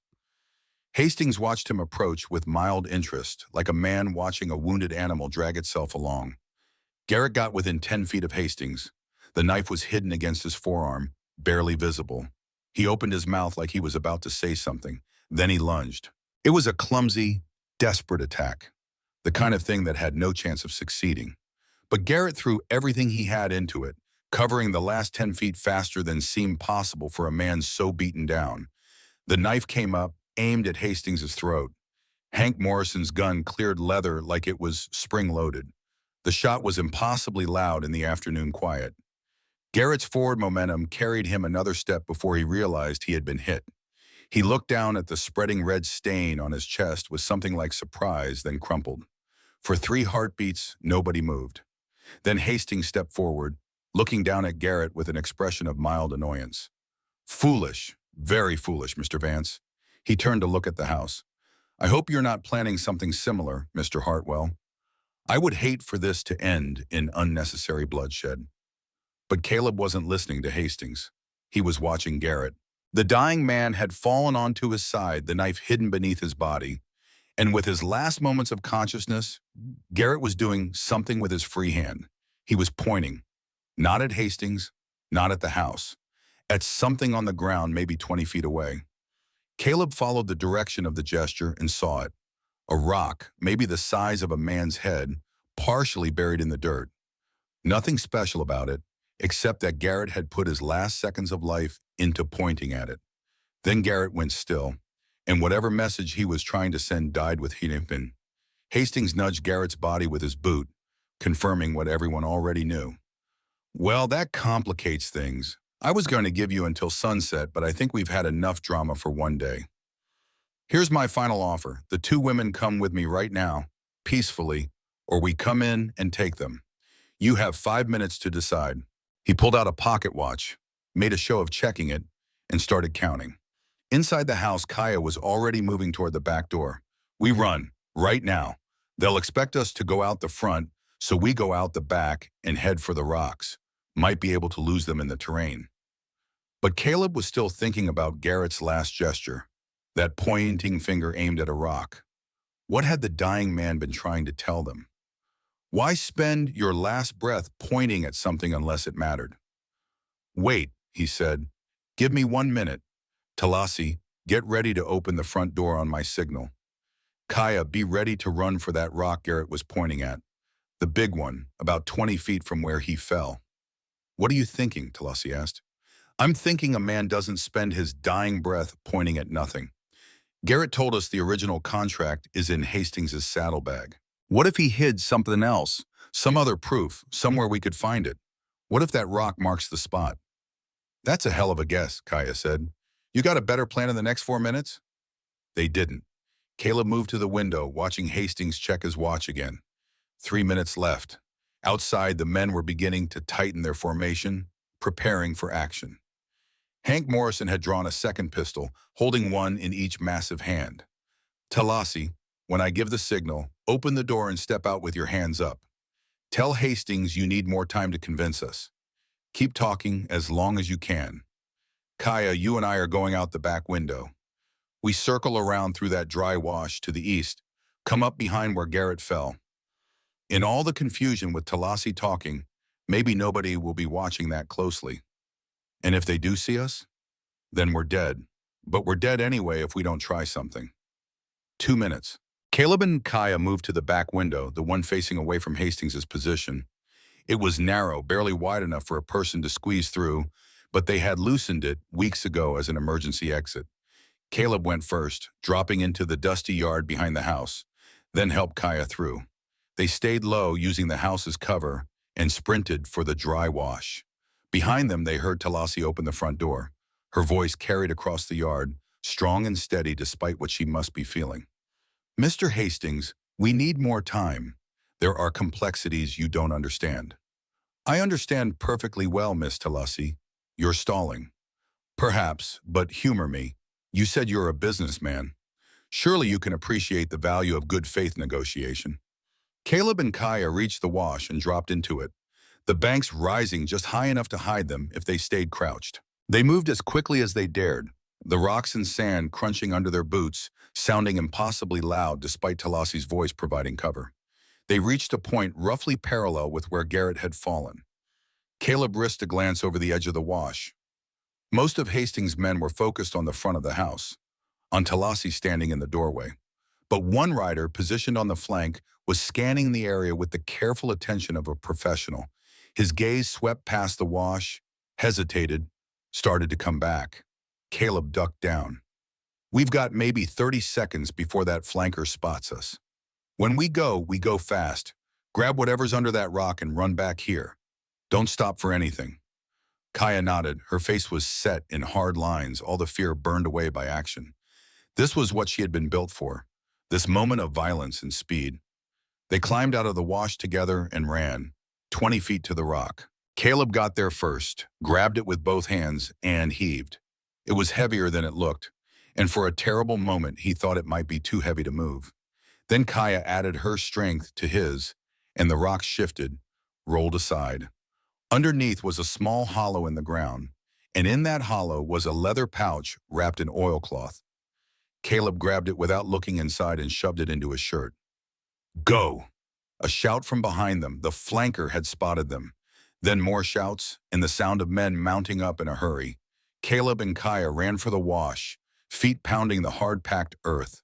A gunshot cracked across the afternoon. Then another. Dirt kicked up near Caleb's feet.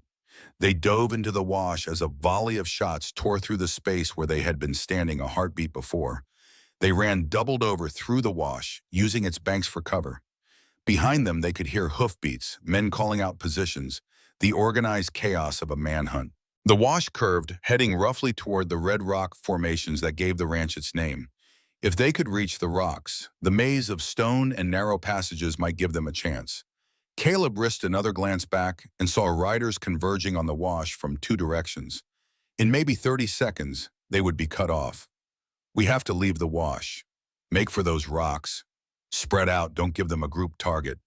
They scrambled up the bank and ran across open ground. More shots, closer now. Something plucked at Caleb's sleeve, and he realized with distant surprise that he had been shot at and missed by inches. Then they were among the rocks, the towering red stone formations rising around them like the walls of a fortress. They ran deeper into the maze, taking turns at random, trying to put as much distance and as many obstacles between themselves and their pursuers. Caleb's lungs burned, his leg muscles screamed, but he kept running. Kaya right beside him, both of them driven by the knowledge that stopping meant death or capture, and capture was just a slower form of death. Finally, deep in the rocks, they found a narrow crevice barely wide enough to squeeze into. They pushed inside, pressing themselves into the shadows, trying to quiet their ragged breathing. From outside came the sounds of men searching, horses picking their way carefully through the rocks, voices calling out to each other. Caleb pulled the leather pouch from his shirt. His hands were shaking from adrenaline and exertion, but he managed to unwrap the oilcloth.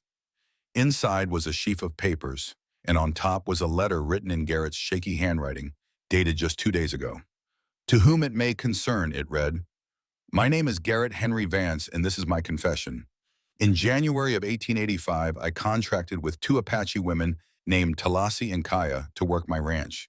The contract I forced them to sign was fraudulent. I forged their marks. I paid the notary, J.P. Morrison, $200 to place his seal on false documents. When Morrison became nervous about his involvement, I murdered him and made it look like an accident. Everything I told Cole Hastings about these women stealing my property was a lie. They are innocent of any wrongdoing. I write this in hopes that it might somehow make amends for what I have done." Below the letter were other documents, receipts showing Garrett's payments to Morrison, a copy of Morrison's true ledger showing the forgery, even a crude map showing where Morrison's body could be found, with details about the head wound that would prove it was murder, not accident. "He documented everything," Kaya whispered. "All the proof we need, assuming we live long enough to use it," Caleb said. They waited in the crevice as the search continued around them. Hastings' men were thorough but not familiar with this particular maze of rocks. Twice men passed within 10 feet of their hiding spot without seeing them. The sun continued its descent toward the western horizon and shadows grew longer, providing more cover. After what felt like hours but was probably closer to 40 minutes, the sounds of searching began to fade. They heard Hastings' voice, distant but carrying in the still air. "Fall back to the ranch house. They'll have to come out eventually, and when they do, we'll be waiting." The hoofbeats retreated. Silence settled over the rocks, broken only by the whisper of wind through stone passages and the distant cry of a hawk. They waited another 20 minutes until the shadows had grown long enough to provide real concealment, then carefully worked their way out of the rocks. From a high point, they could see the ranch house. Hastings' men had formed a perimeter around it, with sentries posted at key points. Talasi was presumably still inside, surrounded. "We can't go back," Kaya said quietly. "It's what they expect. They'll be watching for us." "We're not leaving, Talasi," Caleb said. "I'm not suggesting we do. But we need help, real help, not just the three of us against 13 gunmen." Caleb thought about it. Sheriff Clayton had said he couldn't stand against Hastings, but that was before they had proof of Garrett's crimes. If they could get this evidence to Clayton, to Arthur Brennan, maybe even to the territorial governor, it might change the equation. Hastings' greatest weapon was the appearance of legality. Take that away, and he was just another outlaw. "Copper Springs is 2 hours from here if we push hard," Caleb said. "We get there, find Clayton and Brennan, show them this evidence. Maybe get a federal marshal involved if there's one in town. Come back with actual legal authority." "That's 4 hours minimum. What happens to Talasi in 4 hours?" "I don't think Hastings will hurt her, not yet. He still wants this to look legal. He'll try to negotiate, try to get her to agree to come willingly. That buys us time." Kaya looked torn, her loyalty to her sister warring with the logic of the plan. Finally, she nodded. We go fast. And if anything happens to her, I kill Hastings myself. Deal. They worked their way through the rocks until they reached the point where they had left the horses that morning. What felt like a lifetime ago. Ghost was still there, hidden in a small box canyon, nervous but unharmed. They mounted up together and rode hard for Copper Springs, pushing the mare as fast as she could manage over the rough terrain. The sun was setting behind them, painting the sky in shades of crimson and gold, when they finally saw the lights of Copper Springs on the horizon. They rode straight to the sheriff's office, nearly collapsing from the saddle in their exhaustion. Clayton was inside, eating a late dinner at his desk. He looked up in surprise as they burst through the door. Caleb, what the hell happened to you? Hastings happened. He's got Talassi surrounded at the ranch, and he's planning to take her to his mines whether she agrees or not. Caleb dropped the leather pouch on Clayton's desk. But we've got proof that the contract he's basing his claim on is fraudulent. Garrett Vance's confession, plus documentation of forgery and murder. Clayton opened the pouch, his expression growing darker as he read through the documents. When he finished, he looked up at Caleb. This is serious. This is federal territory, murder and fraud, both. But Caleb, it's going to take time to get a federal marshal here. Days, maybe a week. We don't have days. We have hours at best. Then what do you want me to do? I've got 2 deputies and a town full of people who are scared of Hastings. I can't mount an assault on your ranch with what I've got. What if you had more than 2 deputies? Arthur Brennan's voice came from the doorway. The lawyer had appeared silently, drawn by the commotion. What if you had a posse? A posse? Clayton looked skeptical. Who's going to ride with me against Cole Hastings? People who are tired of seeing the law bent to serve men like him. People who have seen what happens when corruption goes unchecked. And people, Brennan looked at Caleb and Kaya, who have learned that sometimes you have to stand up for what's right even when it's dangerous. Over the next hour, something remarkable happened.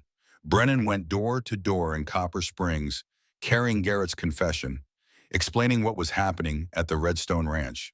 And slowly, reluctantly at first, then with gathering momentum, people responded.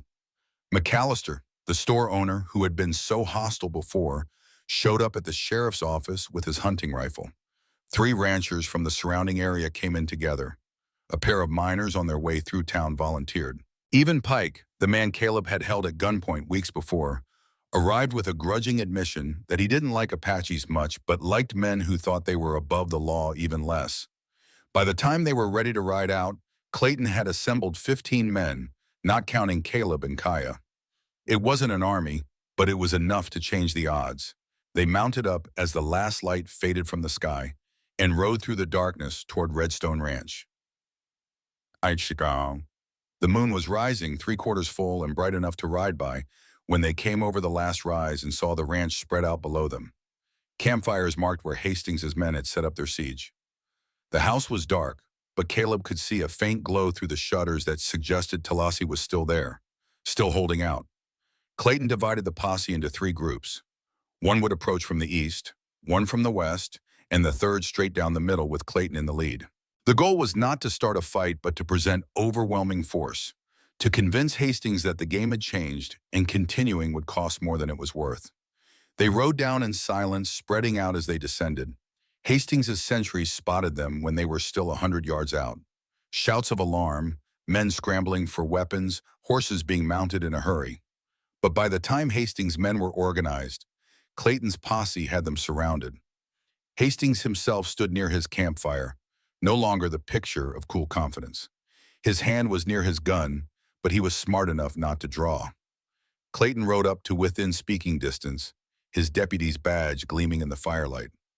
Cole Hastings, you're under arrest for conspiracy to commit kidnapping, intimidation, and about 6 other charges I'll think of by the time we get you to a cell.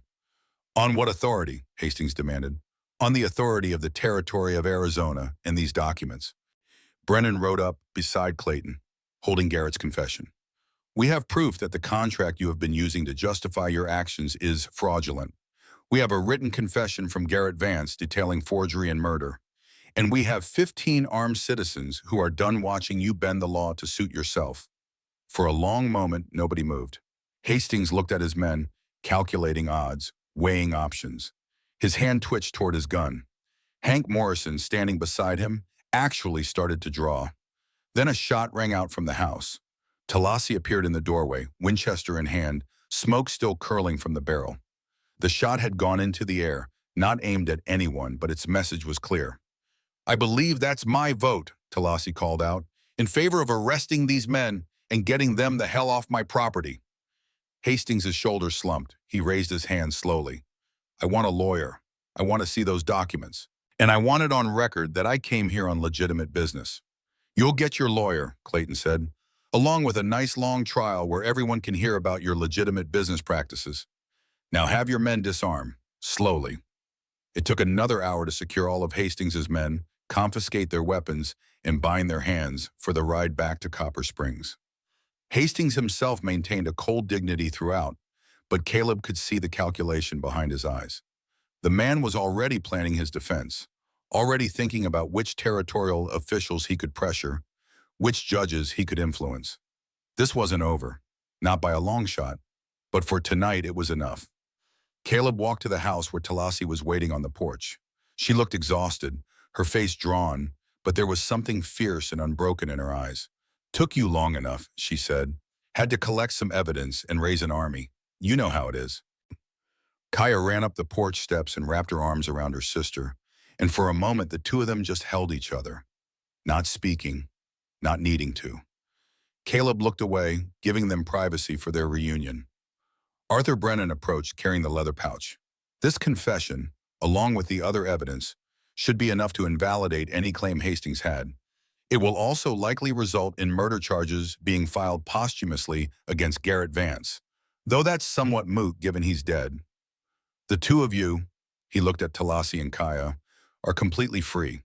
Legally, morally, every way that matters." "Thank you," Talassi said quietly, "for believing us, for helping us." "Thank Garrett," Brennan said. "His confession is what made this possible.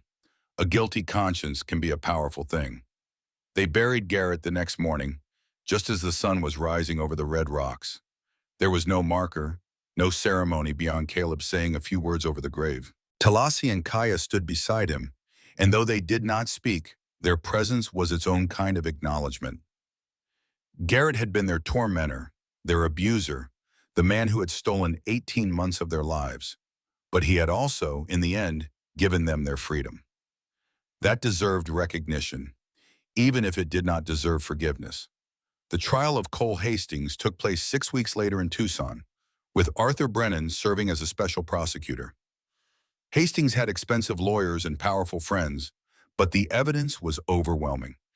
Garrett's confession, combined with the exhumed body of J.P. Morrison showing clear signs of murder, was enough to convict on conspiracy charges.